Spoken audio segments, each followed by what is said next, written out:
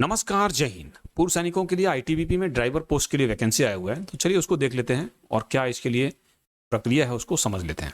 ITBP driver vacancy 2024, इसमें 545 vacancies हैं constable driver post के लिए। एक सर्विसमैन के लिए 45 वैकेंसी रिजर्व्ड है फॉर एक्स सर्विसमैन, क्योंकि 545 का 10% यहाँ रिजर्वेशन है एक सर्विसमैन के लिए, तो 10% 45 निकल के आता है। अब इसमें सैलरी लेवल 3 का रहेगा। इसके अलावा अदर अलाउंसेस जो एप्लीकेबल हैं, तो अदर अलाउंसेस क्या हैं वो डिस्क्रिप्शन बॉक्स में पिन कर दूंगा, वहाँ आप देख लेंगे इसके अलावा क्या क्या अलाउंसेस उनके साथ और क्या क्या आपको उसके साथ एप्लीकेबल हैं। तो ऑनलाइन अप्लाई है, इसका इंपॉर्टेंट डेट्स देख लें। 8 अक्टूबर 2024 से ऑनलाइन है और इसका लास्ट डेट है 6 नवंबर 2024। एलिजिबिलिटी की बात करें तो मैट्रिक पास, जो भी 10th पास हैं पूर्व सैनिक, इसके लिए अप्लाई कर पाएंगे। इसके बाद एक चीज़ है, ड्राइवर के लिए है तो आपके पास हेवी व्हीकल ड्राइविंग लाइसेंस होना चाहिए। मैट्रिक पास, 10th पास हो और हेवी व्हीकल ड्राइविंग लाइसेंस आपके पास हो। सिलेक्शन प्रोसेस की बात की जाए तो ये जो आपके स्क्रीन के ऊपर दिख रहा है ये सिलेक्शन प्रोसेस है। फिजिकल एफिशिएंसी टेस्ट पूर्व सैनिकों के लिए ये जो टेस्ट है ये नहीं होगा, उनके लिए होगा खाली फिजिकल स्टैंडर्ड टेस्ट, उनका मेजरमेंट खाली लिया जाएगा। इसके बाद होगा उनका रिटर्न, उसके बाद डॉक्यूमेंट वेरिफिकेशन, ड्राइविंग टेस्ट और मेडिकल एग्जामिनेशन। ये चीज़ें पूर्व सैनिकों के सिलेक्शन प्रोसेस में होगा। अच्छा, एक चीज़ और है, यहाँ पे एप्लीकेशन फीस नहीं है फॉर एक सर्विसमैन, ऑनलाइन अप्लाई कर पाएंगे। पैन इंडिया से पूर्व सैनिक इसके लिए अप्लाई कर पाएंगे। अभी इसका एज जो है, एज का कट ऑफ डेट है वो है 6 नवंबर 2024 से एज का लिया जाएगा, एज काउंट किया जाएगा।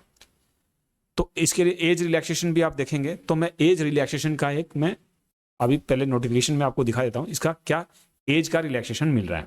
अब देखिए इसका ऑफिशियल नोटिफिकेशन है, यहां पे आप देख सकते हैं। यहां एक सर्विसमैन के लिए अनरिजर्व्ड जनरल कैटेगरी के लिए 3 इयर्स है after deduction of the military service rendered from the actual as. अभी मैं आगे बताऊंगा, कई पूर्व सैनिकों का ये कंफ्यूजन रहता है कि एज को कैसे हम देखें कि इसमें कंसेशन है नहीं है, मैं एप्लीकेबल हूं इसके लिए कि नहीं हूं, तो आपको अभी समझ में आ जाएगा। अनरिजर्व्ड के लिए 3 साल, एक सर्विसमैन ओबीसी एनसीएल कैटेगरीज के लिए 6 साल का रिलैक्सेशन है। एक सर्विसमैन एससी एसटी कैटेगरीज के लिए 8 साल। उसी तरीके से ये 3 कैटेगरी में हमारा एक सर्विसमैन के लिए यहाँ पे कैटेगराइज किया गया। तो चलिए इसको हम लोग समझ लेते हैं किस तरीके से आप अपना एज निकालेंगे। मान के चलते हैं हवलदार अशोक रिटायर्ड, इनका एज है, ये जनरल कैटेगरी में है और इनका एज है एज 50 इनको अज्यूम किया जा रहा है। इन्होंने 24 साल सर्विस करके आया है। तो अब देखें एज रिलैक्सेशन 3 साल का है, क्योंकि जनरल कैटेगरी में मैं दिखाया था आपको 3 साल। तो अब क्या करेंगे, अपने एज को सर्विस से माइनस कर देंगे, जितना साल सर्विस किया उनको माइनस कर देना है, यानी घटा देना है, अपने एज से सर्विस को घटा देना है। तो ये निकल के आया 26। अभी 26 में 3 साल का ये रिलैक्सेशन दे रहे हैं, एज रिलैक्सेशन, तो 3 साल का ये रिलैक्सेशन यानी इनका एज निकल के आया 23 ईयर्स जनरल कैटेगरी में। अगर आप जिस कैटेगरी में हैं, जिस भी कैटेगरी में, अपनी कैटेगरी वाइज जो रिलैक्सेशन आपको मिल रहा है वहां से इतना घटा लेना है। ये तो आपको समझ में आ गया होगा। तो इनका एज निकल के आया 23। अच्छा, यहाँ पे नोटिफिकेशन में क्या दिया हुआ है एज का रिक्वायरमेंट 21 साल से लेकर 27 साल। तो इनका तो 23 साल है, इनका 23 साल निकल के आ रहा है सिविल एज, तो ये तो अप्लाई कर पाएंगे आराम से, क्योंकि 21 से 27 साल के बीच में अप्लाई करना है।